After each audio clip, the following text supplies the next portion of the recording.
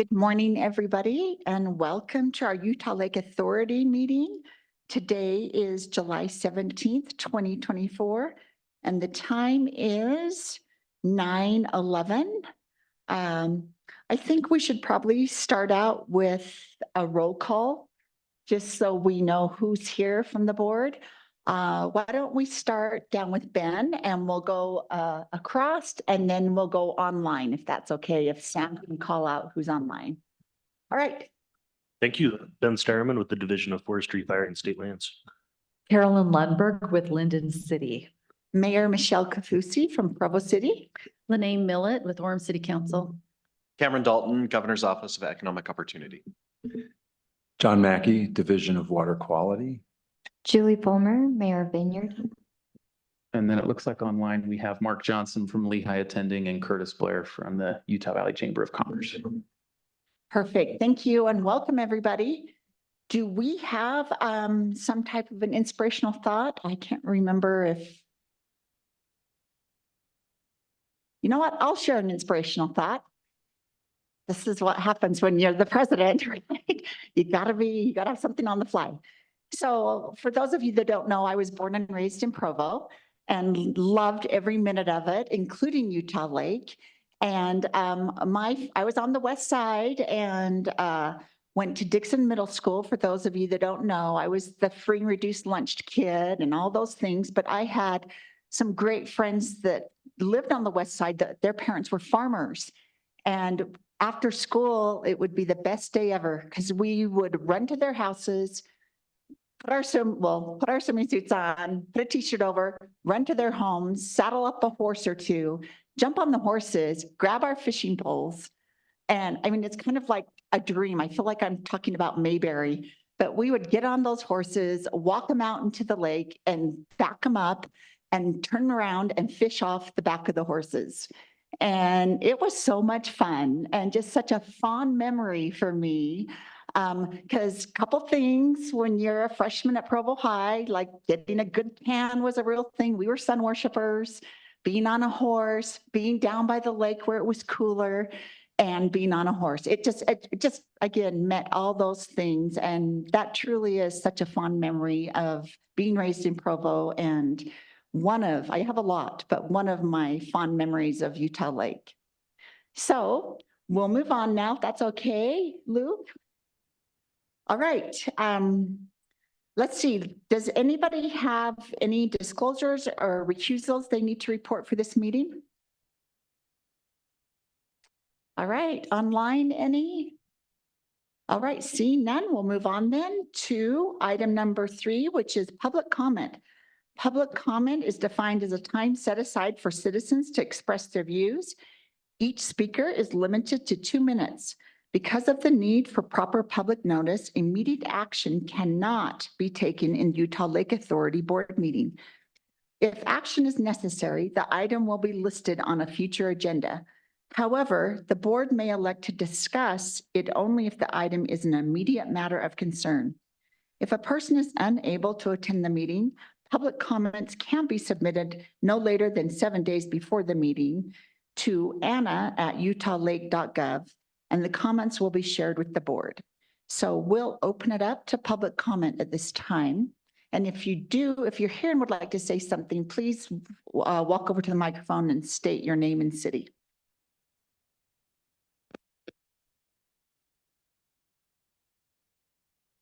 All right.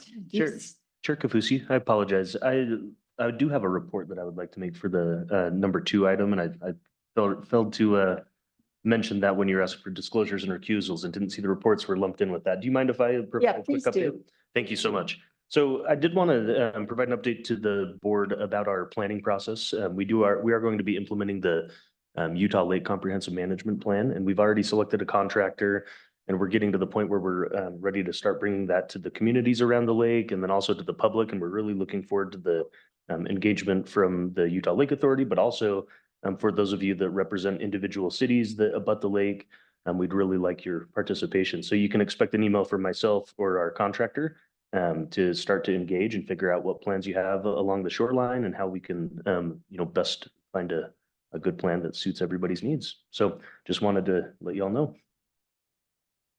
And so the email, will it come from you, Ben, or someone else? I'll make sure that it comes from me and I'll loop in our contractor as well. So you have the contact from them as well. That'll be great. Thank you. We'll look forward to that. All right, back to public comments. Do we have any public comment online? Anything in the chat? Okay. Seeing nothing, I think we'll go ahead and move on. We have on item number 4, some consent items. So I'll go ahead and it looks like they'll all have to be voted on. So we'll just do one at a time. So item number 1 is approval of the May 30th, 2024 Utah Lake Authority Board meeting minutes. Do I have a motion to accept the board minutes? I'll make that motion.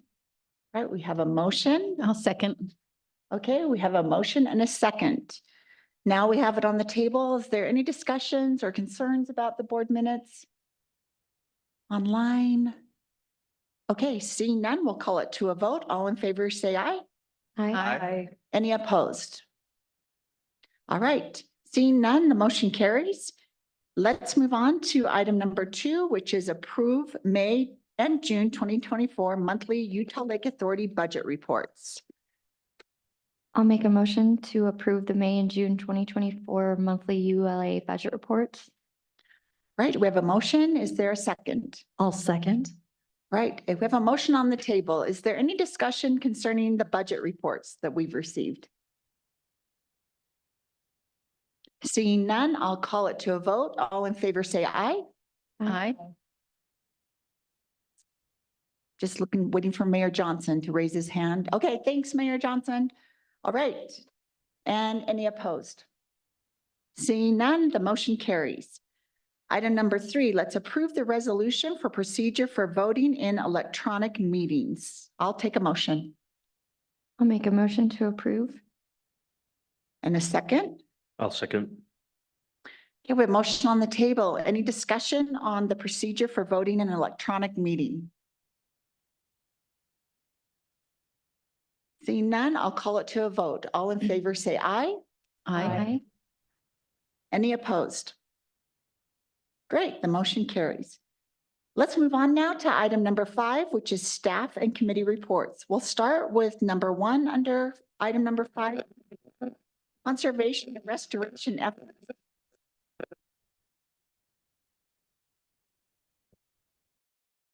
Eve Valdez.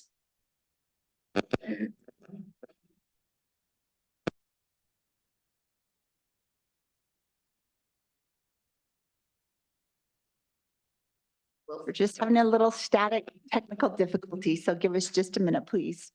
And thank you for being patient.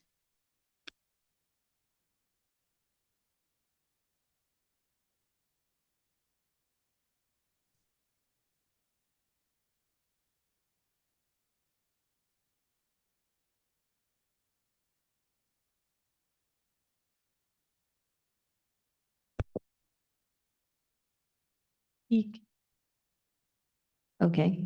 Okay.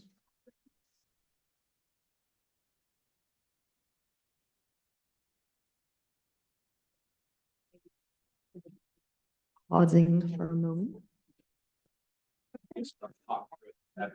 Ask Bill. Oh, no, you couldn't? Oh, Okay, we'll try it out. We'll see how it goes. All right, cool. Let's see if this will work. Oh, it did. Okay. can I Hi. just quickly announce that Representative Brady Brammer has joined us? Great, thank you. Okay, Addie. All right, perfect. Well, sorry for the technical difficulties. We will hopefully figure that out. So again, my name's Addie Valdez and I am the Utah Lake Authority's conservation biologist. So happy to see you all again and give you some updates on the last 6 weeks since we last met. I will say I have been not in the state for 3 of those past 6 weeks. So my pictures are not as thorough as normal, but they're still cool pictures.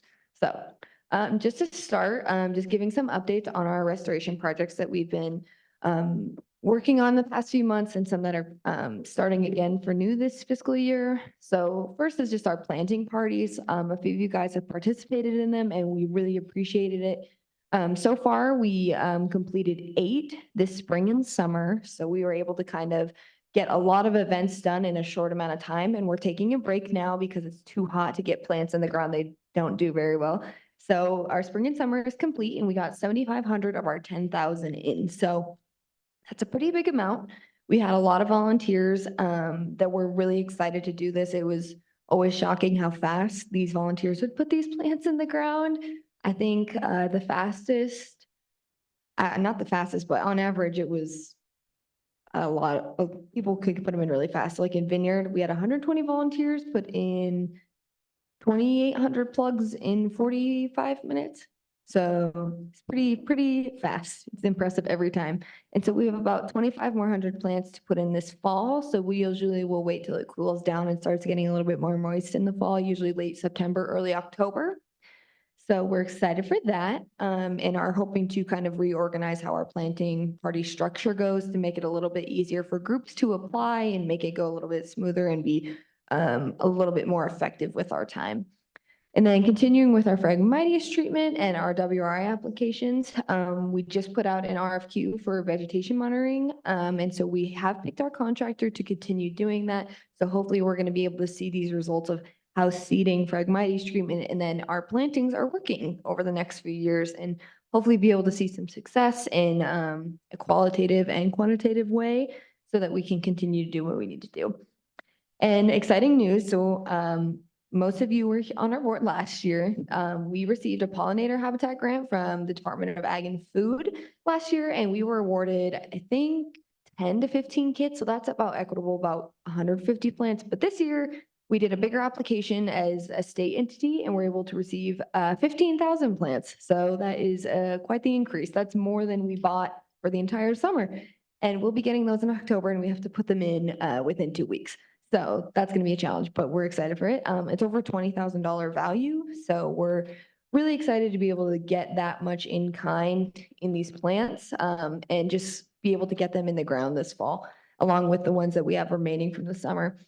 And then again, just some more updates on the duck nesting platforms we put in. The last time I updated you, the first round that they were used over, I think it was 20 of the 26 nests we put in were used for first fledging, which is really exciting. That's a very high rate for ducks to use these for the first time. And now we had the Provo Delta Waterfowl chapter check in on them again, and they found that 12 out of 26 were used for a second time, for a second fledging this year. So that's really good news. We're excited that they're being not only used once, but twice. So that shows that there's a great need for them in Provo Bay. So we're excited to continue that in the future and hopefully keep adding more. And some of these pictures in the top left is an example of some plants that went in the ground in Powell Slough. I will be doing a tour tomorrow to get updates on all of the plantings that we've done. On the far right is some cute little killdeer eggs in one of our planting areas that we definitely make sure and not stepped on. I think Luke almost stepped on these ones. So those were just fun little ones from the past few months. So these are some progress pictures. This is our area that we put our pollinator plants in last fall. So this is a picture of them, I think, in the beginning of May. And this picture to the right is all of the different pollinator plants that we put in. There's, I think, 6 or 7 different species in there and some wild ones as well.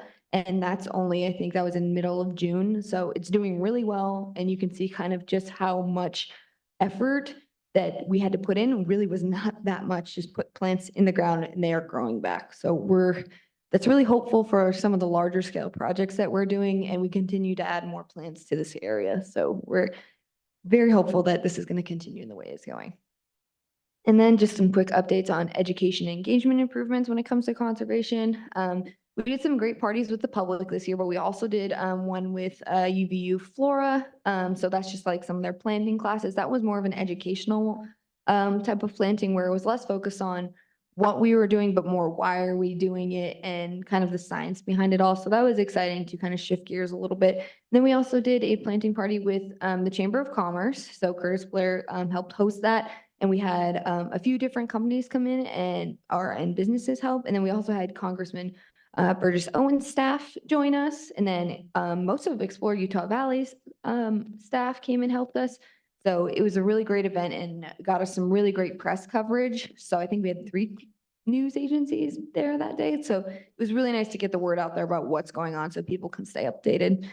And then additionally, I just recently went on a Central Region WRI tour. So they host these every year for each region. And it's just to get out and see like how successful WRI is in your local region that you apply for. So we went up to Strawberry in Duchesne County, and we're looking at aspen regeneration stuff, which isn't necessarily relevant to Utah Lake, but it's really great to get up there with 40+ other managers in the state and be able to coordinate with them, get updated on their projects, and just get insight into how we can all work together better to make our WRI projects better. So that is my quick update. If you guys have any questions for me, I would love to take them if you have them. Yeah. I do have just one question. So where are you advertising your planting parties? Yeah. Do you need help with that? Where are you putting those? So originally, when we did them this spring and summer, this is our first kind of time ever doing it. So it's kind of a pilot project. So depending on the event, they were either put out there in the public. So the one we did with Conserve Utah Valley, and then the one we did with Vineyard, that were really put out there publicly. We advertised on our social media, and we usually work together with the partnering agency to put it out on their social medias. But other parties we did that were more private. So our last one we did was in Sandy Beach. We did with a stake in Mapleton. So that was a little bit more private, and they shared it within their stake. But this fall, kind of something we're trying to update is making it more of an application process, because they were very popular. So we want to do something on our volunteer website where we can advertise just, hey, if you want to do a party, like please sign up here, like apply here to like join a group or apply to get your group started, sort of thing. So we can track that a little bit better, but we can do more general width of advertising that will have like a list of our events all in one. But we would love to continue to partner with, so like, let's say a different city wanted to do one, that we can coordinate with them to work with their social media and their like outreach, and be able to get that out as quickly and as efficiently as possible. Great. So you feel like you're getting some good volunteers. Yeah, I feel like every time we were getting volunteers, more people always showed up than we anticipated, even in smaller groups. And it's shocking how excited they are to be interacting with the lake, because you're not just picking up trash. You're not just seeing how sad it is that there's things everywhere that you have to pick up and fix. Like, you're getting to be an active part of restoration and get a little dirty in the mud and be able to see this cool process happen and know that you're being a part of it. I feel like that's something new for a lot of the volunteers around Utah Lake. And again, it's usually nicer weather, so it's just getting outside with their families and appreciating the resources near them. Wonderful. I like your idea of the volunteer list. Yeah, it's a great idea. Thanks. One more Mhm. question, if I may.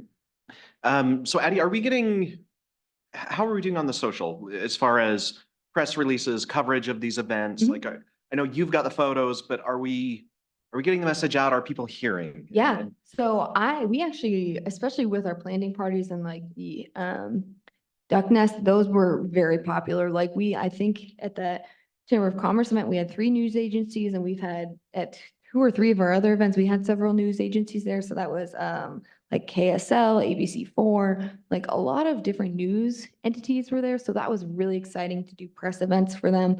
And we have been doing press releases for those. And I feel like it's been pretty successful, and most of the articles have been in a really good light, so that they have shown. And then those just encourage more people to email me and say, I want to do one of these. How can I help? And that's kind of how we're going to try to make the process a little bit easier for that. And so I feel like it's generally been very positive, and we're excited in the future more to keep it. Once we get that structure nailed down a little bit, we'll be able to kind of expand that press even more so. Right. And just as you do that, as a request, if you'll always send those, if there is an article that comes out, if there is a big story, make sure that the board Yeah, has that as well, so we can continue to promote it yeah, on for our sure. We should networks. probably do that. Great. Thank you. All right. There was something in the chat, but I don't know if it's for me necessarily. While you look at that, Addie, thanks again for letting the chamber participate. I just got to tell you, the business community They loved engaging and getting out of the office and contributing in this way. And so let us know that application process opens up again. We'd be happy to partner, with Congressman Owens again, or another legislative representative with Explore Utah and any others. But the business community, a heartfelt thank you, Addie, for letting us participate.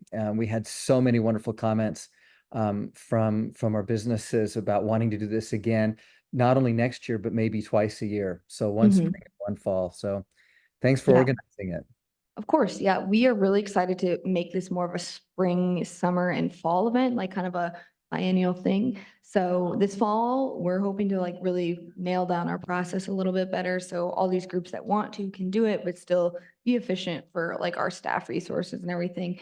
So we are really excited to be able to get those nailed down a little bit more and have more people participate and have it be more well-known to the public so they can keep engaging with it.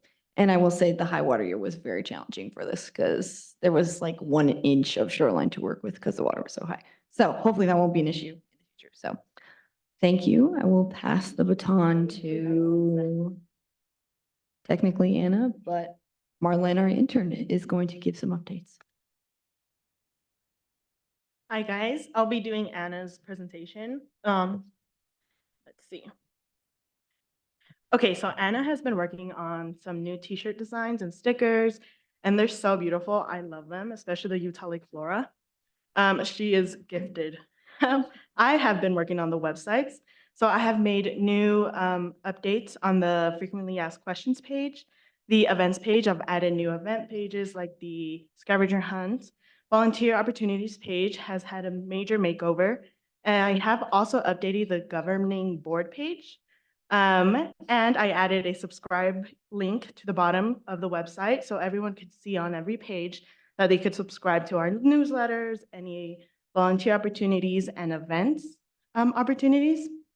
Anna has also been working on a social media calendar and new field trip lessons for our biannual field trips. Is there any questions for me? Okay, thank you.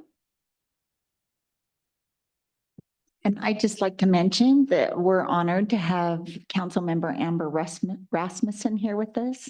She's filling in for Mayor Fulmer. So thank you and welcome. Yeah, she has a deputy assistant that looks gorgeous. Cutest one here. Okay, so as most of you know, I'm Heather. I'm with events and programs. Oh, that's awkward. I blocked off the program, but it's supposed to say program. Just a couple of updates.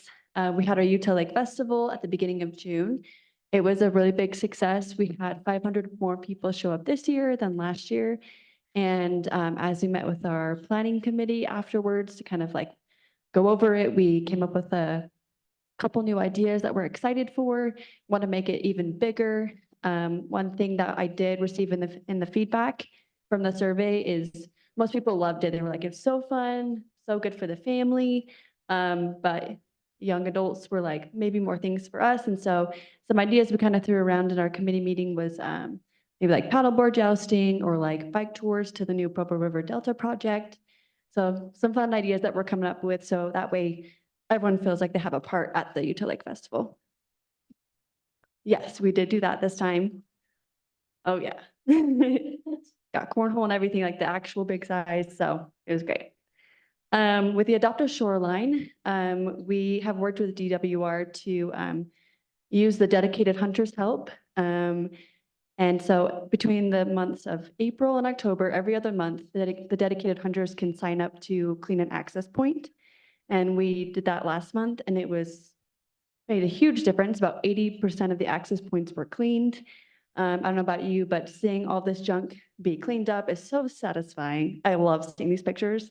So really grateful for them. At one access point, we actually, a couple dedicated hunters cleaned up 840 pounds of trash. So really grateful for them. We're going to keep this program going so we can keep this Utah Lake clean and fun for everyone to participate in. Also, as Marlene mentioned, we have a volunteer page on our website.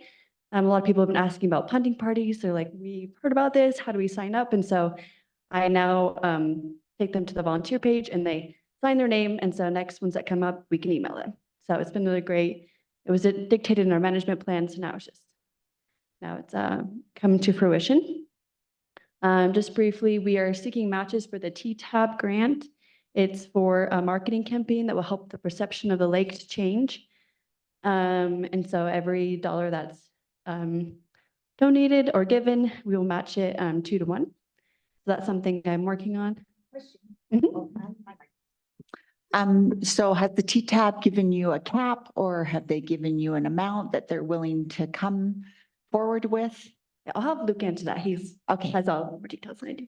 So we went to them with a request that included multiple pieces. It involved our market research study. It involved the visitation counters, and then also the marketing plan. They liked it all, but basically they said, for now, we want to fund the first 2 pieces. Then we want you to come back with another request. We'd like you to bring partners with you and come back with it. So we don't have an amount on that yet. But yeah.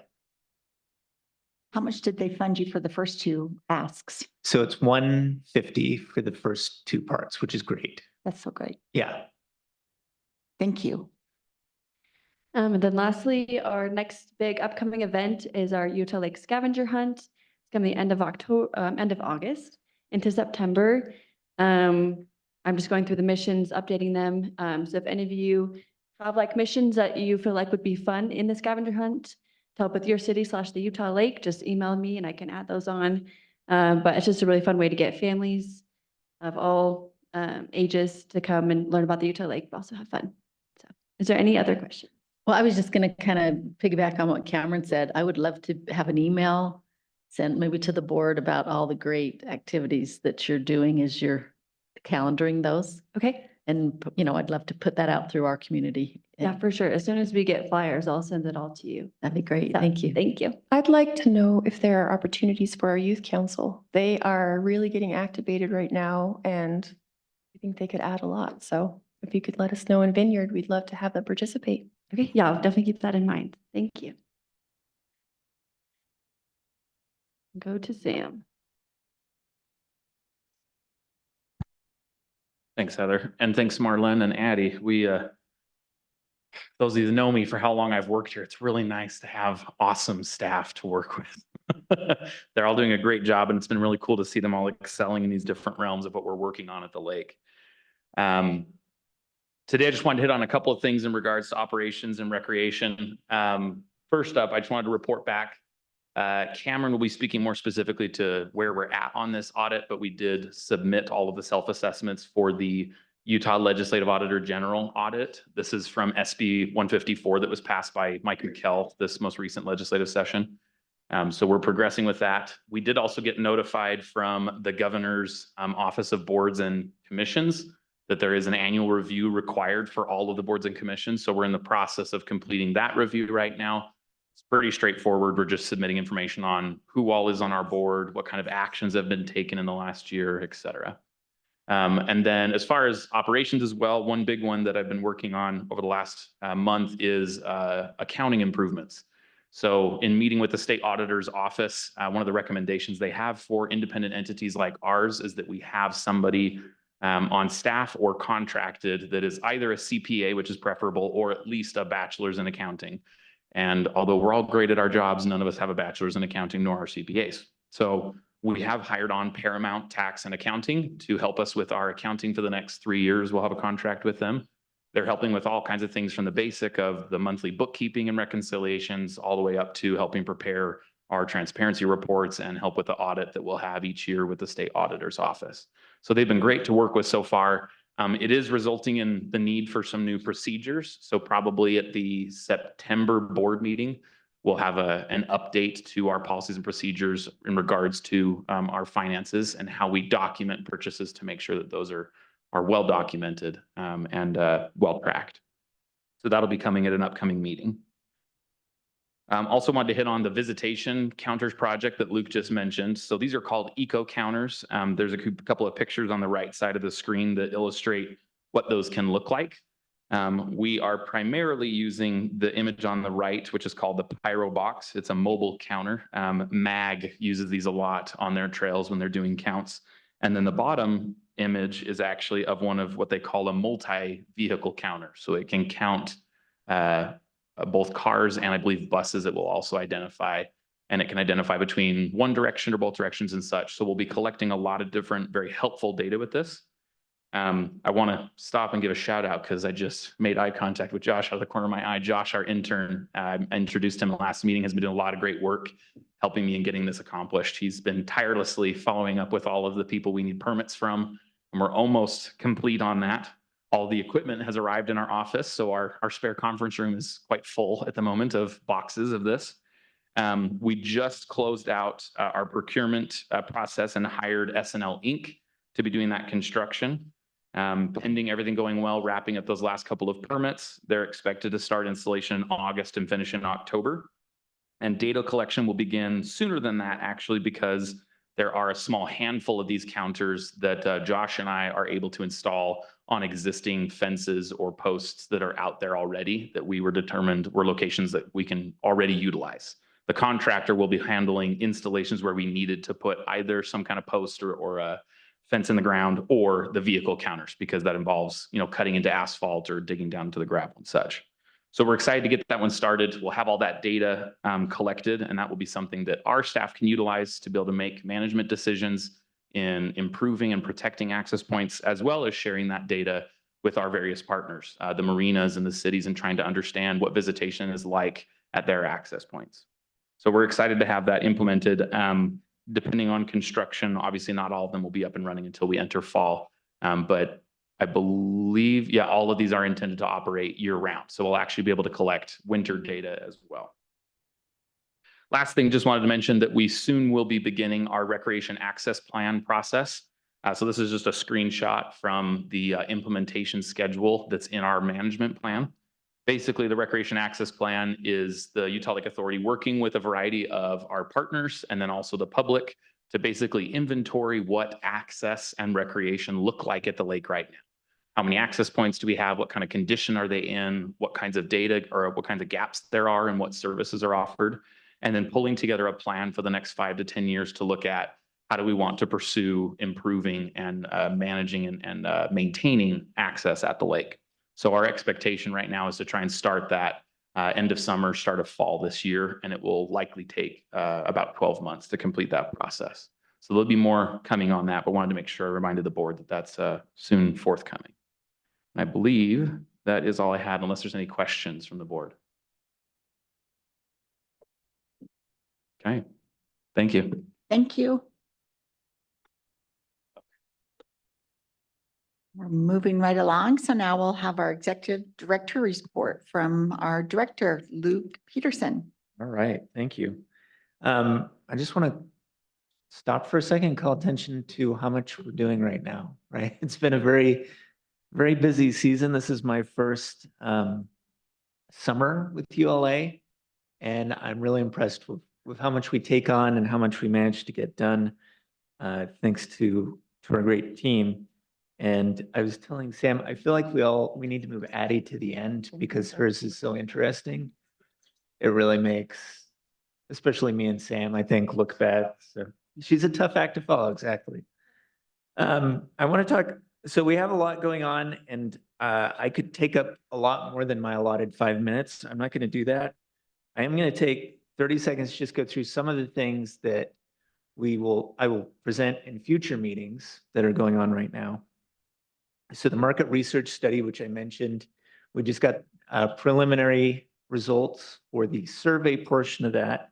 Had several hundred surveys completed, and Zoe Forster, who is the head of the research team for it, she has started the qualitative work, so she's doing interviews, and then in a couple of weeks, she will be moving on to focus groups. It's a very thorough study. The preliminary findings are very interesting, and I cannot wait to have final findings and share them with you. We also have Susan Podziba, who is the individual we've hired to be the facilitator for the Walk Our Way project to help move that forward. She is fantastic. We're really excited to be working with her. I feel like we sort of lucked out. We have a ringer in our corner. And Susan, she teaches mediation for Harvard and MIT. She helped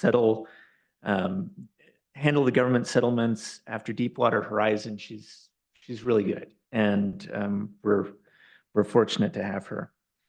And then also additionally, we have the TTAB grant and the pieces that go with that. We've hired Harmon Brothers to start the preliminary work on the advertising. All of these things coming together at a really great time. So just wanted to mention a few of those things, and we'll talk more about them in the next meeting or two as we move forward. I wanted to start by calling attention to and thanking Congressman Curtis for his support. He was able to secure $5 million for the Utah Lake Nature Center. This is a huge win for Utah Lake. This building will be constructed by UVU on land donated by or owned by Linden City, and then ULA will be housed there and will help to staff it. We're meeting with lawmakers, state lawmakers this week, and we're going to have a very productive discussion about how do we secure the rest of the funding needed, which is about $15 million through this next legislative session, and also funding for the Applied Research Fund, which will make it so that it's not just a nature center in name only, but actually is advancing research and findings for the lake. Yes, America. Excuse me, Director. So the 5 million that earmark we got from Congressman Curtis, Yes. and on top of that, we need 15 million more, so a total of 20 million for our center. Yep. To complete. Correct. And inflation's been added in and all those things. Yeah. Val Peterson, Vice President at UVU, he feels confident about those numbers. Okay. So, yeah. Thank you. Good question. Speaking of the Nature Center, we have a study going on right now. Another study that's going on. A grad student, a recent grad student from the BYU MPA program, as well as Rob Christensen, who's the chair of the MPA program at BYU, together are helping us do a benchmarking study looking at other lake-focused nature centers across the country, of which there are actually quite a few, to see what do they do? What best practices can we learn from them? How do they finance their operations? What challenges have they experienced? What innovations have come out of their work. And so we're excited about that and excited about being able to present those findings. Again, that'd be another thing coming up in the coming months.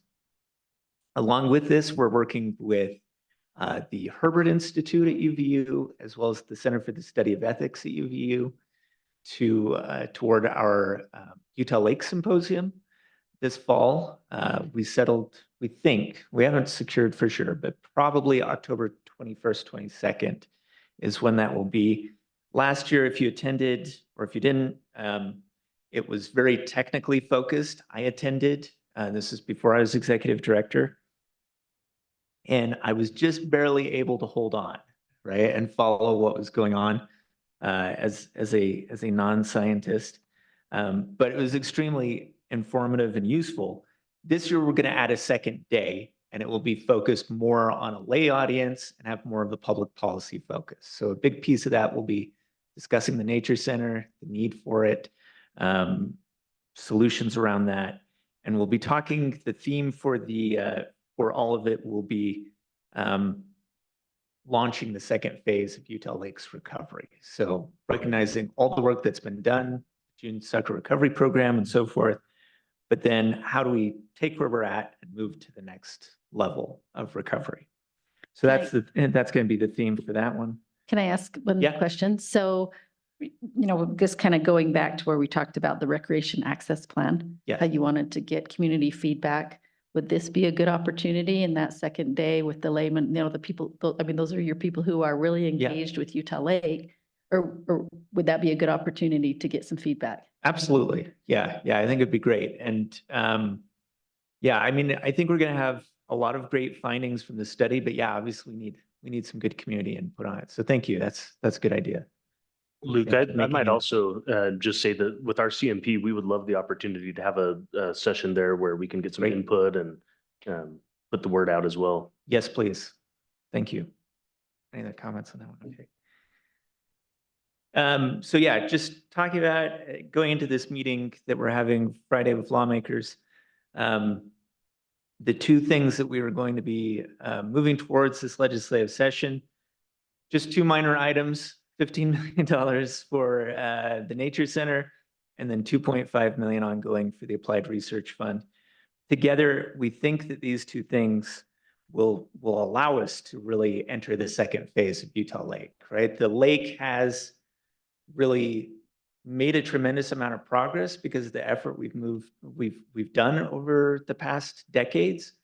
But in order to take it to the next phase, the solutions we're going to have to use, they're more complicated, they're more experimental, and therefore they're more expensive. And it all comes at a time when EPA money, which we had received because of the June sucker, is drying up. So if we don't take action now, kind of like, this would be, if we don't move forward on these things, I would say it's about the equivalent of going out and digging up every single dandelion in your yard, but then just leaving one for the fun of it to see what happens, right? We don't want to do that. Instead, we want to finish the job on taking Utah Lake to the next phase. So, and I just wanted to say, first of all, I appreciate your efforts in all of this. Anytime that you're looking for building funding, when you have a multi-governmental effort to try to fund the building, it's an entirely different conversation at the legislature than when they're coming up and saying, we just want you to fund it for us. Yeah. And so working with Senator Curtis, I'm just going to be presumptive and say that he's, Senator Curtis, working with him and securing those funds. And then, I think that the land that was donated by the local governments, I mean, Lyndon, thank you. That's a big deal when there's local input. I mean, I think we saw a lot of that with the Provo Airport. When you had multi-governments coming together, it makes the legislature much more likely to fund it, and it's more important in the current environment than it has been in the past, because we're not going to be running surpluses at the level that we have been previously. It's unlikely that we're roughly on target for, state revenues. And so that becomes a much more difficult funding ask from the legislature, and it increases our chances substantially of getting that. Additionally, the 15 million, compared to what some of the universities are asking for, compared to what some of the other buildings that are requested, that's not the hardest ask in the world. And so, I'm hopeful that we can get that. Thanks for all your work on that. Thank you. Thank you. I believe that's it. Any other questions or comments for me? Okay, thanks, everybody. Oh, I just want to say, I hear to Representative Brammer. We're really excited about this in Linden to see this happen. And what it can do, the collaboration is so incredible with so many entities just beyond even the governmental entities. So it's going to be pretty fantastic. And I'd love to, hopefully we can see that success and break ground and get this going and do some awesome press releases. And I think the public at large needs to understand just what this body is doing to restore Utah Lake. And I think that will be a really great story. Thank you. We are excited. There's a lot going on. I know on my PIO, her favorite thing is storytelling. We have to tell our story. She talks about it all day, every day. So you're right on. Okay, let's move on now to item number 6 under item number Section 5, Office of Legislative Auditor, General Audit Report by Cam Dalton. Now the really fun part, right? The audit report. We're so excited. You know, Addie had her moment, but now let's talk audit. Madam Chair, thank you. So this is really just an update. Frankly, this item is not complete, but kind of going back in context for the board as well as for the public. In the 2024 Legislative General Session, Senate Bill 154 was passed, which allowed for quasi-governmental entities and 22 varying entities, of which the Utah Lake Authority was included, to be aggregated as entities that needed to have a review on a periodic basis. So out of year one, we were selected for that review. As a reminder, there were 3 categories that they asked us to focus on or to do a self-assessment on. Well, one is to conduct a self-assessment. The next would be to report those results to the Office of the Legislator General Auditor, Auditor General. And then 3, to coordinate any results of that audit with them. So for the first part, the self-assessment, that has been completed. There were 4 parts of that assessment. One was a best practices self-assessment. One was a governance self-assessment. The other is a best practices checklist. And the 4th was a board skills matrix. Each of those was completed in conjunction with the board as well as the audit committee. We went through, we reviewed everything that we felt was appropriate. And essentially we went through these checklists and through these items and did a yes/no survey. So it's, are we doing this? Yes, yes, yes. Are we doing this? No, no, no. We went through that. We had some internal discussion. But at this point, those results have been turned over to the OLAG team. They are in the process of reviewing those. They will reach out to us for that 3rd step, which is collaboration. Essentially, the hope and the next step is that once we have identified those items that they are concerned about or have follow-up questions on, we'll clarify those with them. And then we as a committee have charged Luke and Sam and the team to put together essentially an action plan. So we will have, you know, these areas that we feel are either not addressed or could be substantially increased or strengthened in the approach to the board. And then those will be put into our action plan for the coming years to say, hey, of those, these are the low-hanging fruit. We can do these ones quickly. These are of higher priority and therefore should be higher and first on that list. And some of these might be years in development and continuously changing depending on the makeup of the board, the priorities of the board, and things that we have going on. So there's not any results at this stage, but simply an update that we have submitted that. It is in the Office of the Legislator Auditor General, OLAG, currently, and we are waiting to hear feedback from them as far as next steps from their perspective. So, Madam Chair, that is the report of the audit, unless there's follow-up questions you'd like to address. Are there any questions? All right, thank you for that super exciting, energizing audit report. Wonderful. Okay, great. We're going to move along now to item number 6, which is entitled Guest Presentations and Recognitions and Awards. Our item number 1 is Wakara Way Project Update, and Jake Holdaway will be doing this presentation. All right, how do I log in? Or can I share my screen? Okay. All right, while we're doing that, hold on.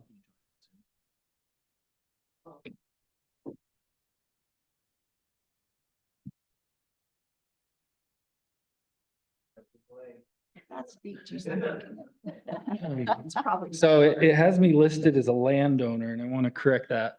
I don't own any land on Utah Lake. Did you want to share Yeah, if I could this? just share my screen. Oh, I need to probably add Zoom. What's the Zoom meeting? Sorry about that. My father owns, my great-grandfather has owned for quite some time, but we don't. There we go. What's the meeting? Sorry about that. But since this man is standing next to me, this is for the purpose of this. You guys know my great-great-grandfather founded Vineyard, and my grandfather ran the legislation to create the city. And this great man did a really awesome act. I'll share the picture here in just a second of We Hate Garbage in Vineyard. And Sam just moved in. He's one of our newest residents of the city. And on a Saturday, I think it was, he took his van, Sunday, saw this garbage around his HOA dumpster. It was just a mess. It was horrible. He didn't have to do it. He went out and just cleaned everything up. And it was awesome to see the care and everything. So Vineyard City is named after the grapes that are at my home. And so we make Vineyards grape juice and hand them out to the people that do the greatest things. So here you go, Sam. Appreciate it. So just want to say, and I care for the grapes, so it's kind of weird. And anyway, they're 110 years old. So yeah. So Mayor Kafusi thought it might be beet juice. yeah. So, but you taste it, you'll go, wow, that's incredible. So antioxidants are good. So yeah, I'm not a landowner and I'm not approaching you as any city council member either. I'm just a citizen that was passionate about cleaning up the garbage and on the lake. And so I just want to give you an update. And I want to thank Luke as well for hiring and putting in a mediator on the lawsuit or the disagreements across the lake. And I just want to help you understand that all parties, I've met with the 25 different government agencies individually.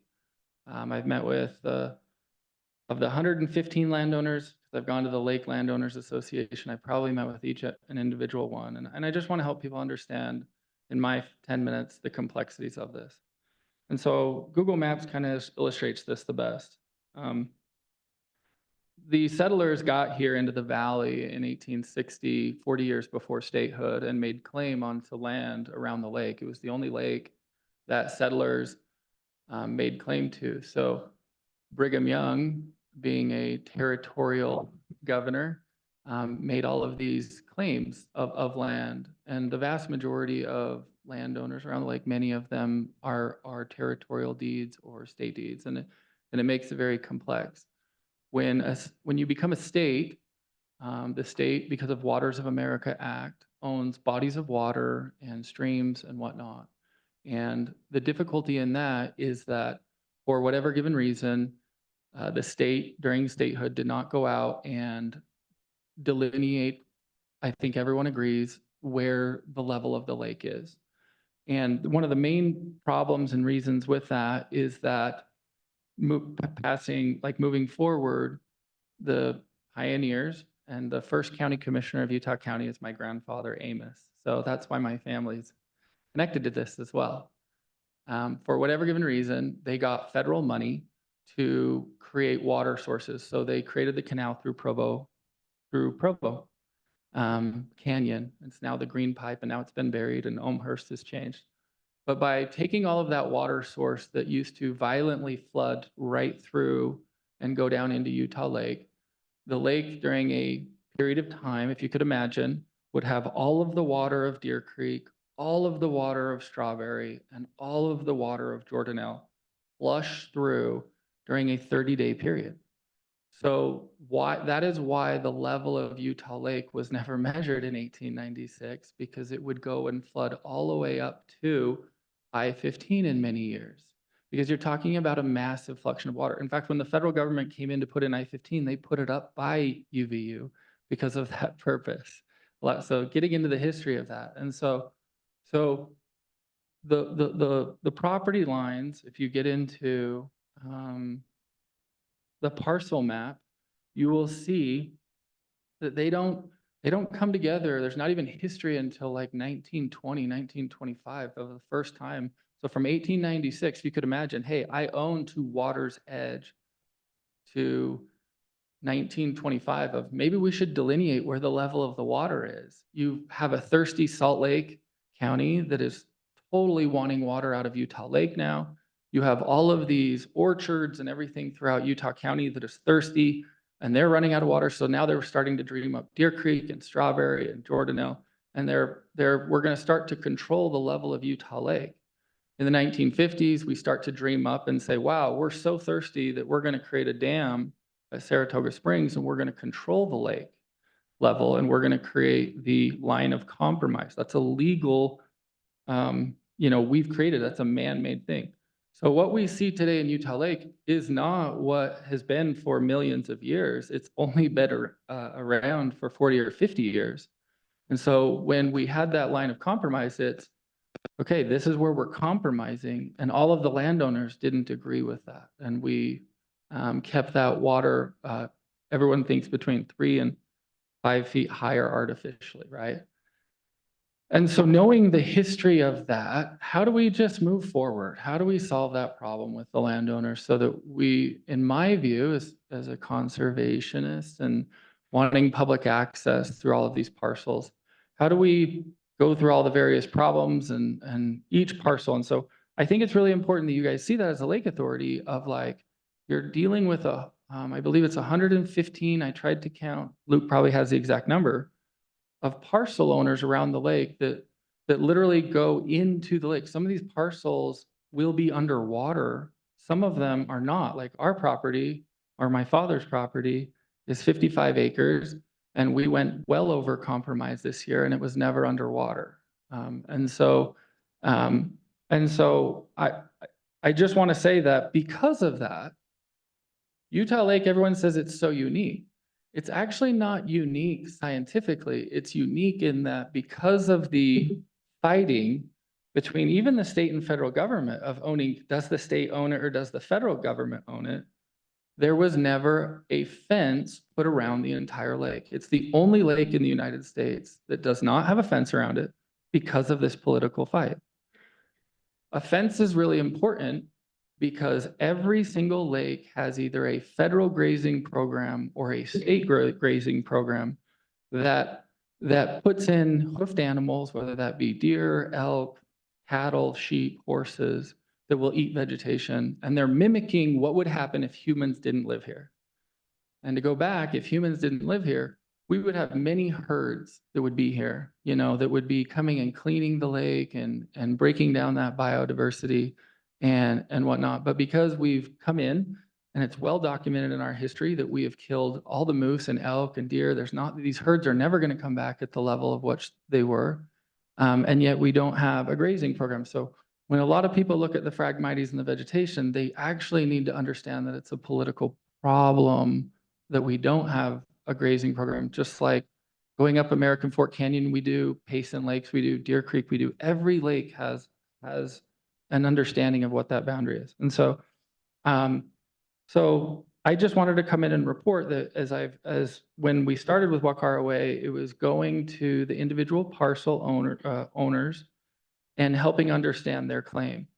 They're all unique in their instances of topography of how high they are, how below they are, what they've settled with. Some have settled, like my father had settled, and the state removed their claim off of my dad's land. But the federal government has not removed their claim. So they're kind of half and half. Other people, they're recognized and they've paid taxes. Many people have paid taxes for over 120 years, yet there's a claim on that property that they've had possession of. They've paid taxes and they've used it. But yet the federal government, and to help you understand the size of the federal government, there are thousands of these claims. So like right now, if anyone in the Walk Our Way footprint says, I don't want to work with anyone, they can set it up for a lawsuit and it can kill the entire project. Just one of them could stop it because they do have claim. And could they win or could they not win? You don't know that, but it would be able to be adjudicated. And because of the backlog in that, it just takes years. And so with Walk Our Way, it was many of these entities have never sat down and talked to each other because of that bad emotion. Why are we not talking? Can we come back to the table? Can we work things out? Can we try to find out what is in the best? Can we try to get this into conservation hands and try to get a pathway forward? Because of the no grazing, and I just wanted to show you a picture. This is 15 cows taking care of 50 acres.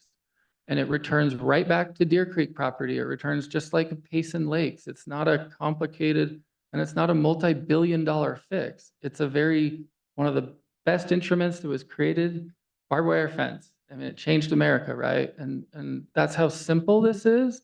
But it, like, in terms of like the money needed, because I've done the math on mileage of how much it would take to put a barbed wire fence around the whole lake. It's not expensive.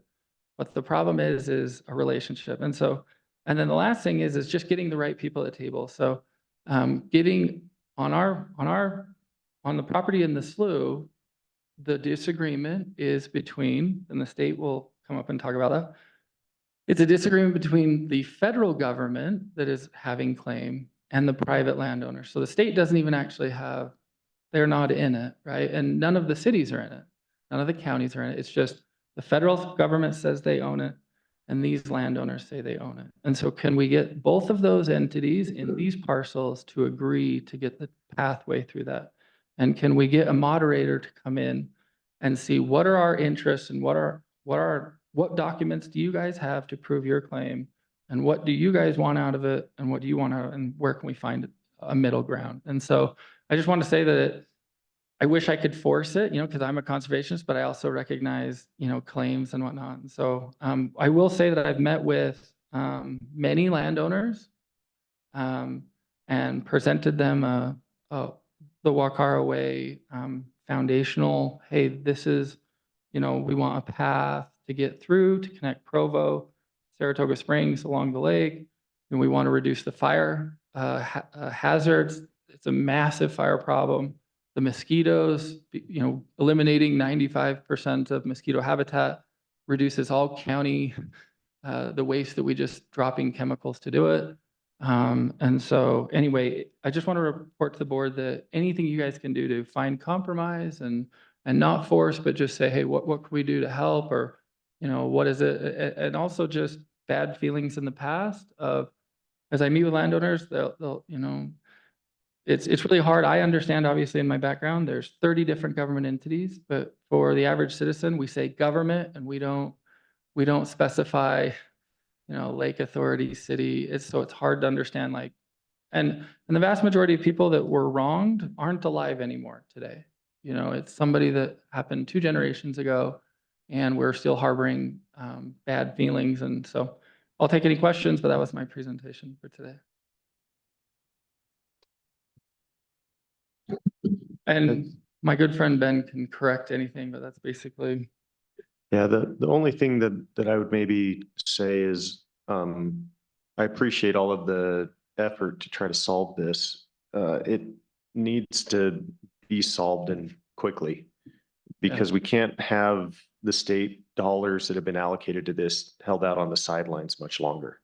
We've lost approximately 20% of the value of those dollars because we haven't put them to work. Right. And so, that's a problem. And I can tell you that there are people that want to move those dollars to other projects. And so getting this solved and getting those dollars deployed as they were intended needs to happen, or they will go away. Yeah. And, I've reiterated that to them and saying, hey, at the same time, I know that all the property owners have paid for an attorney starting since 1950, and some of them are $1 million themselves in litigation costs off of just their parcel. And so it's sad. I hate to say that, but it's like, what can we do to move this forward and not get it into litigation on the federal government side? So anyway, but I'm with you, moving it faster. And one other real quick thing before Ben goes, Luke and Ben and my father, it was amazing because we had a full lake. And so we had just the perfect moment to go and see the delineation of where the trail would go. And there was bipartisan, but the whole group was like, that's exactly, and my father actually envisioned it before we even started. He goes, I know where the trail would go. And with the lake full, it was like, you could minimize as much impact just to exactly work. And it's a beautiful layout of how it would meander through. So. Quick question, Jacob. You mentioned 115, give or take, parcels. In your mind, I know this would be just a total estimate. How far are we? Do we have 50% are on board and willing? And what's our obstacle? You're only talking about 6 in the Wakara Way footprint. Is it 6? Private? You're about, 6, only 6 in that segment. I'm saying there's 115 around the lake. And I think you guys should think about that, because as we grow, getting access to those, a trail, a beach, a perimeter around it. And in many cases, some of these lands are abandoned right now, but as growth comes in, land is more expensive. You get over to Benjamin and Spanish Fork, houses are starting to come in. And so I think having a robust plan of, okay, everyone knows that a grazing program is the cheapest by far dollars wise. What is the perimeter and having a 30 or 50-year plan to these are the ones we want to get access to now, and then prioritizing it.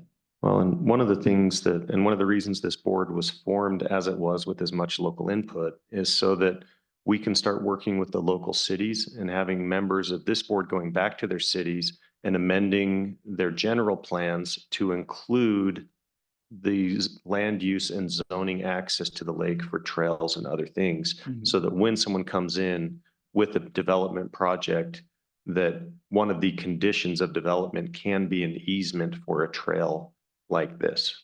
And so, that's one of the reasons why we have so much local representation all around the lake, so that there's that coordination and cooperation. Well, and to your point, an excellent point. Putting forth a weed policy and so that if they are private landowners, just like you have to have like a weed ordinance in a city, you have a wetland ordinance, so that even if you do have a claim and you are claiming ownership, you can't just have 12-foot tall mosquito infested West Nile virus. If you are going to claim ownership of it, that the city is putting in a wetland ordinance so that they are at least not causing a problem and taxpayer dollars to get rid of those mosquitoes, and they can beautify it as well. And there's some great policies that are around in Florida that are great models to fix that problem. So. Ben, can I make one comment before you start? Just some additional context for the board and for Jake on this topic about the landowners at the lake that he probably wasn't aware of yet. Under our statute, we have to set up several different work groups and committees, one of which is a stakeholder group. So one of those groups we're setting up is actually going to be a group of all of the landowners at the lake. We'll be updating that because obviously ownership changes every year. But we already have a good contact list from all the Phragmites work we've done in the past. So that is a group that will be formed shortly. We plan on them meeting at least annually at our symposium in the fall, and then additional meetings as needed to be able to get input and then provide feedback from all the landowners that own land adjacent to the water body. It's exciting news. I think everyone that I mentioned, hey, there's a plan. Someday the entire lake will be connected and have a trail and this access. Everyone publicly thinks that's just a wonderful, exciting idea. And to Representative Brammer's point, because I'm on this board, that is why Linden has this land and this opportunity for the ULA. And it's going to be wonderful to see those kinds of collaborations duplicating all around. So. Thank you. So I didn't prepare a presentation because I wanted to be able to just build off of what Jake said and kind of hear some of the comments and questions that folks have and be able to respond to those.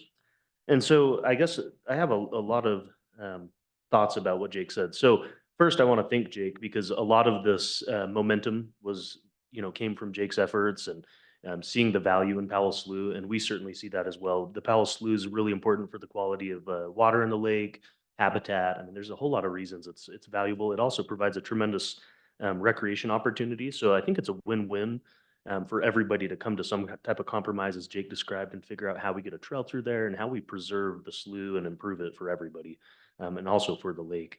But I did want to mention, I guess, a few big things on the lake that kind of play into this whole conversation. So, Phragmites, we all talk about this being a massive problem. On Utah Lake, given the efforts of several agencies, now Utah Lake Authority, NADI, our division, Utah County, different cities who've even participated, some of the sewer districts even, we've seen Phragmites reduced by about 74%.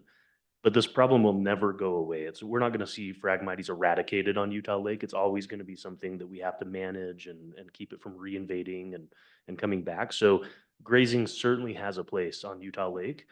There was an article in the Trib this morning about some of the grazing that happens along the shorelines of Great Salt Lake, and we have a really robust program for grazing on Great Salt Lake, but it's not as robust here on Utah Lake. And I think the Powell Slough is a really appropriate location for grazing because of the fluctuating water levels.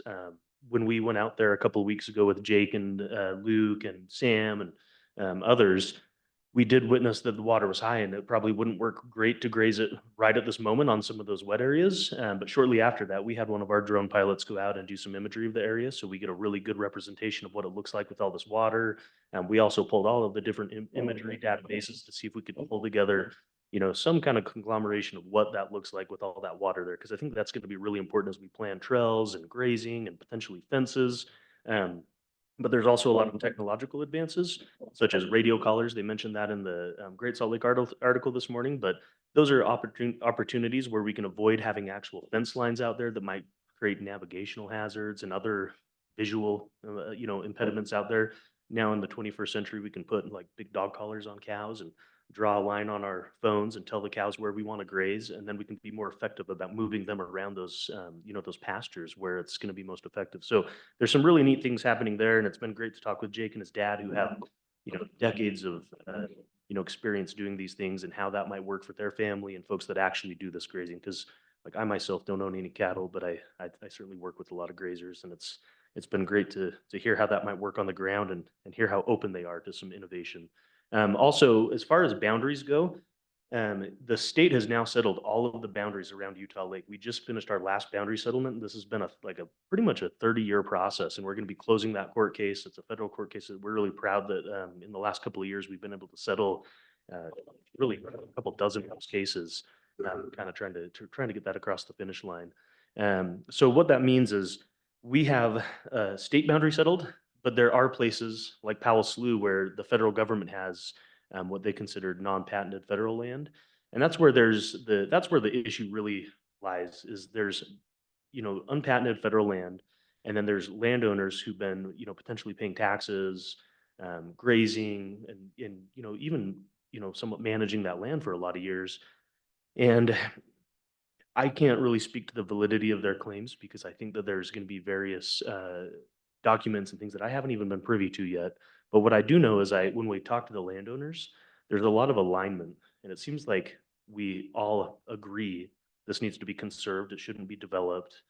Public access would be a win. Being able to graze it and manage it more appropriately and to its maximum extent or maximum capabilities is what we all want. However, in the last 2 years that I've been working on this, since I became the deputy director of Forestry, Fire, and State Lands, I haven't been able to get it across the finish line.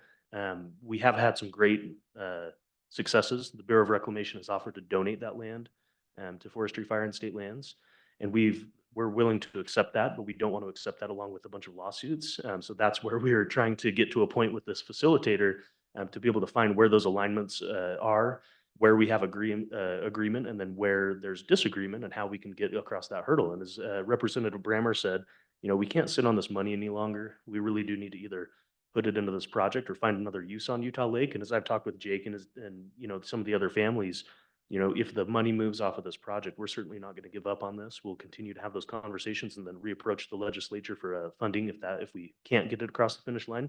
But I'm crossing all my fingers and toes that we can do something by September or maybe October. I think we had to extend that a little bit with the facilitator to get some consensus and get some agreements in writing, signed, something that we can all agree to move the project forward. So that's where we're headed. The facilitator recently sent out letters to all of the adjoining landowners to set up meetings, even those that don't have claims. I think we want buy-in from not just the families that have potential claims on these federal lands, but really everybody that's adjacent, because there's also state law also recognizes that they have some inherent rights to graze and get kind of a first right of refusal for some of those activities. So for this whole project, we really just want to find a good happy medium. And I think working with Luke and Sam on this, they've been tremendous in coming up with some innovative ideas with this facilitator and picking out a really good facilitator, Susan. I have a lot of confidence that we're going to be able to do this. So anyway, that was it. I'd be happy to answer any questions. I think you all have heard about this project a lot, and I'm also happy to answer questions anytime if you'd like to call me. I've been heavily involved and would be happy to discuss at any point.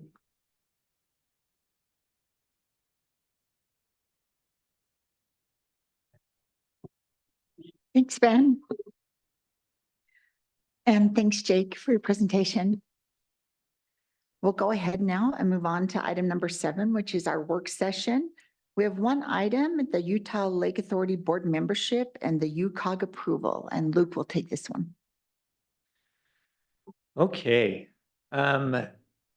This has been a fun one as we've been trying to iron it out over the past couple of months. We were concerned that the basics of it is that the statute, which created the Utah Lake Authority, stipulated that we would eventually we would get to a point where we had staggered terms, right? We would wind up having staggered terms, but in order to do that, we had to start out on slightly odd footing. So we were concerned that we were going to have to sort out and a lot of these decisions, according to the legislation, a lot of these decisions are actually made by UCOG, and so we were concerned: are we going to have to go to them? Are we going to have to pitch that we, renew the same cities? Do we need to talk about? Does anybody want to leave? All that sort of thing. And we can do all of those things. Those options are on the table. However, we did dig around and we discovered that we actually took care of it already in 2022. So we determined not only who would be the starting members, but when their term would renew. So you can see it on this list. Can we embiggen that? So. Yeah. Yeah.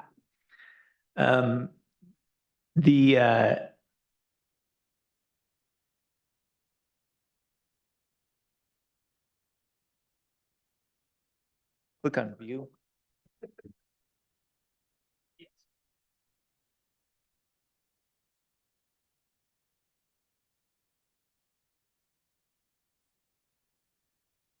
Yeah.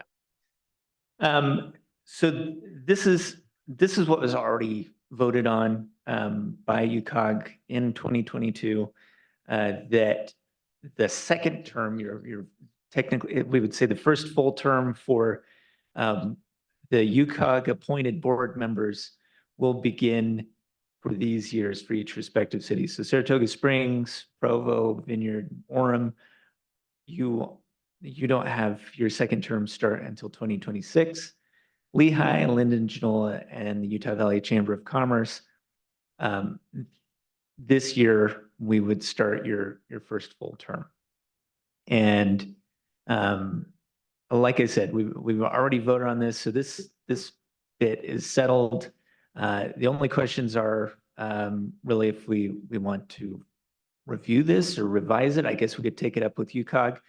My recommendation would be not to open up something that's kind of already settled. If somebody feels strongly that they don't want to be on the board, this year, then please let me know. We'll be going to them in August to discuss this with UCOG. But otherwise, I will be presenting a proposal for the renewal of these members that are currently on the board. The end. Is there anything else I should add, Sam? Any other thoughts?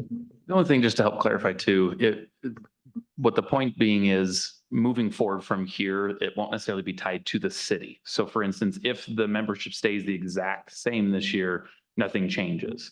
But if for some reason UCOG were to change something, what they can change per the statute is the four that Luke mentioned at the end: Lehigh, Linden, Genola, and the Chamber of Commerce.